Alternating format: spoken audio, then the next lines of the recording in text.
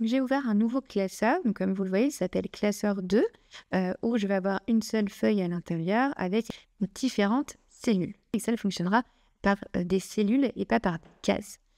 Dans un premier temps, comme vous le voyez, vous avez différents curseurs. Ça peut être une flèche qui va vers le bas, une double flèche, des petits plus. Vous avez différents curseurs. Pour la possibilité d'Excel, encore une fois, vous pouvez soit ajouter du texte, soit des chiffres. Imaginons par exemple que je souhaite écrire dans une cellule audio et que je souhaite que cette donnée soit reportée, par exemple, on va dire jusqu'à la case C10, parce que j'en ai besoin pour un tableau. Je vais utiliser ce qu'on appelle la poignée de recopie.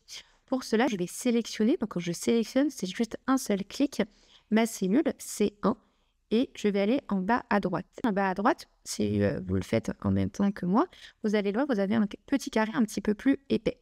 Je vais positionner mon curseur dessus et donc je vais descendre jusqu'à C10, mon curseur.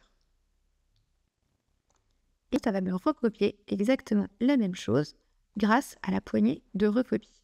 Par exemple, pour 345, je mets mon curseur sur ma cellule. Dans ma cellule, dans l'angle qui est en bas à droite, je sélectionne, je clique une fois dessus et ensuite, tout en cliquant, je descends cette poignée de recopier et enfin je lâche et ça va me recopier 345 sur l'ensemble des cellules que j'ai sélectionnées.